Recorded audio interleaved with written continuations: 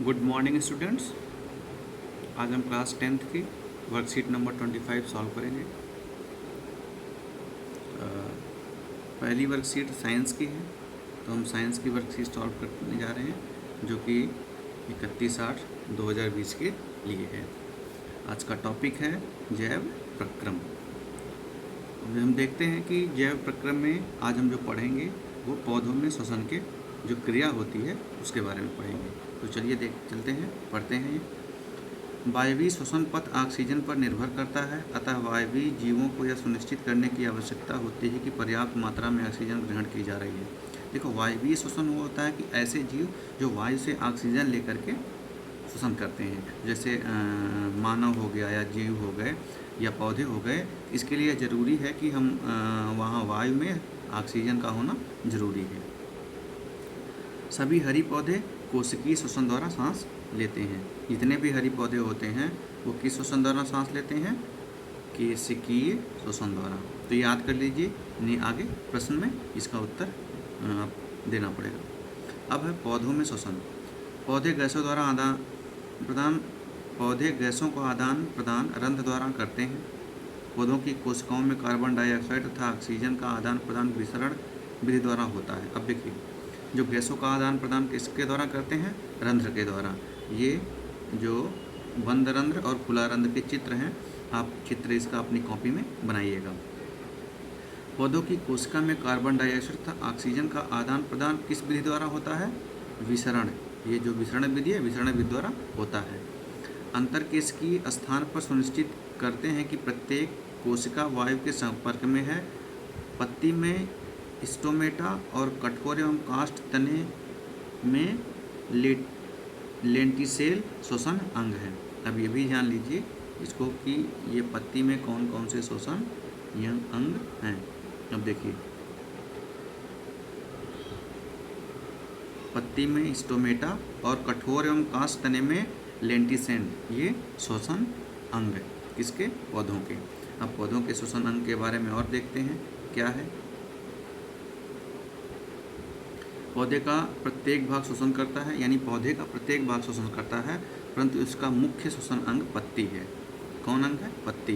रंध्रों द्वारा ऑक्सीजन और carbon dioxide का आदान प्रदान होता है। किसके द्वारा? रंध्र के द्वारा। पौधों की पत्तियों में रंध्र छोटी छोटी होती हैं, उन्हीं के माध्यम से इसका आदान प्रदान होता है। दिन के समय प्रकाश संश्लेषण और श्वसन क्रिया दोनों होती है, लेकिन इसमें प्रकाश संश्लेषण की जो क्रिया है वो तेज होती है। दिन के समय प्रकाश संश्लेषण पत्तियों से होता है। पत्तियों में वातावरण से रंध्रों द्वारा कार्बन डाइऑक्साइड अंदर आती है और विसरण द्वारा ऑक्सीजन बाहर आती है।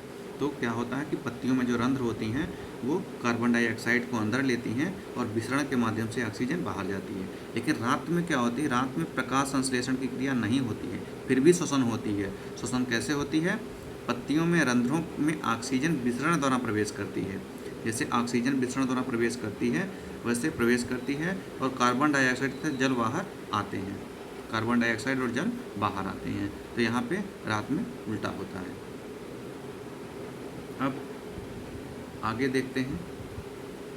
स्थलीय जंतु वायुमंडलीय ऑक्सीजन लेते हैं। जो स्थलीय जंतु होते हैं, जैसे यहाँ मनुष्य है या जानवर है जो स्थल पर रहते हैं, वो वायुमंडलीय ऑक्सीजन लेते हैं। और जलीय जंतु जल में विलेय ऑक्सीजन का उपयोग करते हैं। जैसे मछली है, मछली तो स्थल पर रहती नहीं है, जल में है, तो जल में जो ऑक्सीजन विलेय ऑक्सीजन घुली होती है उससे वो सांस लेते हैं। वायु में ऑक्सीजन की मात्रा जल में विलेय ऑक्सीजन की मात्रा से अधिक होती है, यानी जो वायु में मात्रा होती है वो जल में जो विलेय ऑक्सीजन होती है उससे अधिक होती है। यानी जो वायुमंडल जो स्थलीय जीव हैं उनके लिए ऑक्सीजन ज़्यादा पर्याप्त मात्रा में उपलब्ध रहती है। अतः स्थलीय जंतुओं को तीव्रता से श्वास लेने की आवश्यकता नहीं होती। इसीलिए जो हम लोग हैं, चूँकि हमें ऑक्सीजन ज़्यादा मिल जाती है, एक बार सांस लेने में ऑक्सीजन ज़्यादा जाती है, इसलिए हमें तेज़ नहीं करना पड़ता है। जबकि जलीय जंतुओं को आवश्यक ऑक्सीजन प्राप्त करने के लिए श्वास लेने की आवश्यकता होती है। यानी इसलिए जलीय जंतु जैसे मछली उछली वो बहुत तेज़ सांस लेती है। अब यहाँ पर ये चित्र है, गिल्स क्लोम है, गिल तंतु है, क्लोम चाप है, ये पूरा श्वसन तंत्र का जलीय जीव हैं उनका चित्र है। अब आगे, मछली का श्वसन अंग क्या है? गिल्स। ये आप याद रखिए, आपकी जो एग्ज़ाम्स आएंगे उसमें पूछ सकता है। ये गिल्स गैसों के आदान प्रदान के लिए रुधिर नलिकाओं द्वारा जुड़े होते हैं। किससे जुड़े होते हैं? रुधिर नलिका द्वारा। ये गिल्स जलीय जंतुओं को जल में विलीय ऑक्सीजन प्राप्त करने में सहायक होते हैं। इस गिल्स के माध्यम से मछली हैं या जो भी जलीय जीव हैं वो ऑक्सीजन प्राप्त करते हैं। गिल्स क्लोम निरंतर गतिमान रहते हैं, ये हमेशा गतिमान रहते हैं और मछली अपने मुंह द्वारा जल लेती है तथा बलपूर्वक इसे गिल्स क्लोम तक पहुंचाती है। यानी मछली मुंह में जब जल लेगी उसे बलपूर्वक गिल्स तक पहुंचाएगी और गिल्स वहां से ऑक्सीजन लेके श्वसन क्रिया को करते हैं। जैसे ही जल गिल्स क्लोम की पतली भित्ति में संपर्क में आता है तो विलेय ऑक्सीजन स्थिर नलिकाओं में ले लेती हैं और मछली के शरीर की विभिन्न कोशिकाओं ऊतकों तक पहुँचता है। यानी गिल्स से ऑक्सीजन जो है मछली के शरीर, कोशिका और ऊतक तक पहुँचता है। श्वसन से उत्पन्न कार्बन डाइऑक्साइड रुधिर द्वारा वापस गिल्स में बाहरी जल में फेंक दिया जाता है। यानी श्वसन क्रिया द्वारा जो कार्बन डाइऑक्साइड आता है वो जलीय जंतुओं के रुधिर के द्वारा गिल्स तक आता है और फिर वहाँ से बाहर पानी के माध्यम से बाहर भेज दिया जाता है। अब आइए अब हम इसके आंसर को देखते हैं क्या क्या है। पहला है पौधे का श्वसन अंग क्या है? श्वसन अंग का नाम बताइए और पौधे का वह अंग जो गैस का आदान प्रदान करता है उसका चित्र बनाइए। तो पौधे का कौन सा अंग श्वसन करता है? तो आपको पता है पत्ती और जो अंग है कौन सा? ये खुला रंध्र। तो खुला रंध्र जो वो अंग विशेष अंग है जिसके द्वारा ऑक्सीजन का आदान प्रदान होता है गैस का, और इसका जो चित्र बना है इसे आपको चित्र बनाना है। अगला है पौधे किस प्रकार सांस लेते हैं। अब पौधे किस प्रकार सांस लेते हैं आप देखिए कैसे सांस लेते हैं।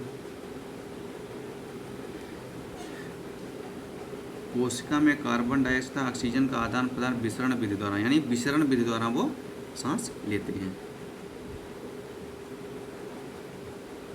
इसे ही कोशिकीय श्वसन कहा जाता है। कोशिकीय श्वसन द्वारा, विसरण विधि से कोशिकीय श्वसन द्वारा वो सांस लेते हैं। क्या पौधे रात में सांस लेते हैं? हाँ, बताओ। अभी अगर आपने पढ़ा है मछली किस प्रकार सांस लेती है, तो मछली जो यहाँ सांस लेती है आपने ये पढ़ा होगा। जो गिल्स है इसका श्वसन अंग है और कैसे गिल्स से पानी मुंह से पानी गिल्स तक आता है और वहाँ से ऑक्सीजन लेकर के मछली के विभिन्न अंगों तक ऑक्सीजन जाती है। तो ये प्रक्रिया पूरा लिखेंगे। अगला आपका प्रश्न है कि श्वसन सतह के किन्हीं 3 लक्षणों को लिखिए। देखिए श्वसन सतह के लक्षण दिए गए हैं 1, 2, 3, 4, 5 लक्षण में से आपको 3 लिखना है। पहला क्या है? यह पतली होनी चाहिए, श्वसनीय गैसों के लिए पारगम्य होनी चाहिए, यह जल तथा श्लेष्मा द्वारा नम होनी चाहिए, इसकी सतही क्षेत्रफल अधिक होनी चाहिए, यह परोक्ष और अपरोक्ष रूप में बाद जल के संपर्क में रहना चाहिए। तो ये इसके लक्षण हैं और आप इसको पूरा अच्छे से लिखेंगे। ये आपका साइंस का सॉल्व हो गया। आगे हम चलते हैं हिंदी। तो हिंदी में देखेंगे हिंदी क्या है। हिंदी में आपको एक पैराग्राफ दिया गया है, आप यहाँ नाम लिखेंगे, अध्यापक का नाम लिखेंगे और आपका जो पाठ का नाम है लखनवी अंदाज, जिसके लेखक कौन है? यशपाल, और ये क्षितिज भाग 2 से लिया गया है। तो ये दोनों चीज़ें आपको याद होनी चाहिए। अब चलिए देखिए यह कि जैसा कि आप जान चुके हैं कि लखनवी अंदाज पाठ यशपाल द्वारा लिखित एक व्यंग्य है। क्या है? व्यंग्य है, इसे याद रखिए। इस पाठ में लेखक समाज में व्याप्त दिखावेपन की प्रवृत्ति पर कटाक्ष करता है। तो अब देखिए पहला प्रश्न क्या है, इस कहानी में लेखक किस प्रवृत्ति पर कटाक्ष करता है? तो आपने लिखा ना दिखावेपन की प्रकृति पर कटाक्ष करता है। ओके, अब इसी संदर्भ में एक लखनऊ के नवाब का उल्लेख करते हुए उन्होंने रेल यात्रा की घटना का वर्णन किया है। इसी पाठ का अंश यहाँ दिया जा रहा है। अब क्या है रेल यात्रा का वर्णन, आप उसे ध्यानपूर्वक पढ़िए। देखिए क्या है, लेखक क्या सोचकर किस डिब्बे में चढ़ा। पहले क्वेश्चन का आंसर हो गया। अब इसे पढ़िए कि गाड़ी छूट रही थी, सेकंड क्लास के एक डिब्बे को खाली समझकर जरा दौड़कर उसमें चढ़ गया। डिब्बे में क्या सोचकर चढ़ा कि खाली डिब्बा है और इसलिए वह दौड़कर उसमें चढ़ गया। अनुमान के प्रतिकूल डिब्बा निर्जन नहीं था। अब अनुमान उन्होंने लगाया खाली है लेकिन उसमें लोग बैठे थे। एक बर्थ पर लखनऊ के नवाबी नस्ल के एक सफ़ेदपोश सज्जन बहुत सुविधा से पालथी मार के बैठे थे। सामने 2 ताजे चिकने खीरे तौलिए पर रखे थे। डिब्बे में हमारे सहसा कूद जाने से सज्जन की आंखों में एकांत चिंतन में विघ्न का असंतोष दिखाई दिया। सोच हो सकता है कि यह भी कहानी के लिए सूझ की चिंता में हूँ। नवाब साहब ने संगति के लिए उत्साह नहीं दिखाया। हमने भी उनके सामने की बर्थ पर बैठकर आत्मसम्मान से आंखें भी चुरा ली। ये तो पूरा पैराग्राफ है। अब पैराग्राफ से क्वेश्चन देखिए।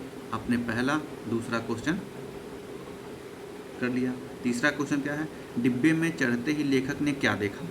यह देखा कि पहली बात तो निर्जन नहीं है। डिब्बा क्या है? निर्जन नहीं है। और सामने क्या है डिब्बे में?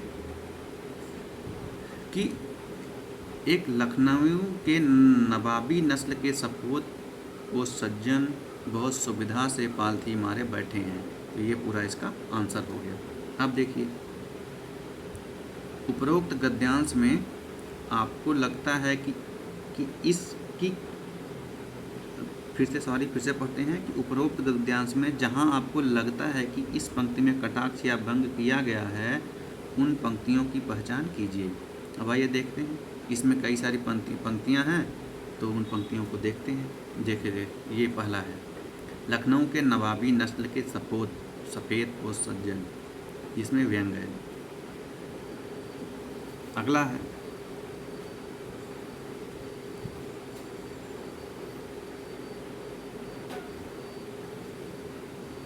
नवाब साहब ने संगति के लिए उत्साह नहीं दिखाया। और बर्थ पर बैठकर आत्मसम्मान से आंखें, हमने भी सामने की बर्थ पर बैठकर आत्मसम्मान से आंखें चुरा ली। नॉर्मली लोग क्या होते हैं कि शर्म के मारे आंखें चुराते हैं, लेकिन यहाँ व्यंग के माध्यम से लेखक कह रहा कि आत्मसम्मान के माध्यम से आंखें चुरा ली। तो ये 3 पंक्तियाँ हैं जिसमें व्यंग है। तो आप इसे ये चौथे प्रश्न में नोट करेंगे। धन्यवाद। और ये रहा आपका साइंस और हिंदी का सॉल्व। आगे और भी आपको वीडियो मिलती रहेंगी। तब तक आप हमारे इस चैनल को सब्सक्राइब करिए और नए रोज़ वीडियो देखते रहिए। धन्यवाद।